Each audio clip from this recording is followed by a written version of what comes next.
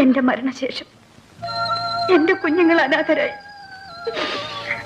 വഴിയിൽ അലയരുത്.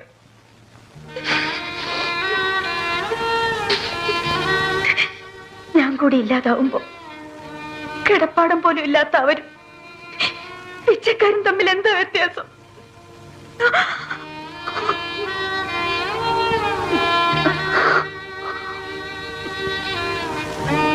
ആഹാരം, കിടപ്പാടം, വിദ്യാഭ്യാസം, സ്നേഹം, ഇതൊക്കെ അവർക്ക് കൊടുക്കാൻ പറ്റിയ ആരെങ്കിലും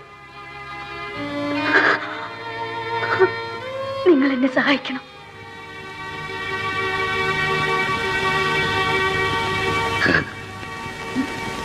ഞങ്ങളൊന്ന് ആലോചിക്കട്ടെ. ആനി പൊയ്ക്കൊള്ളൂ.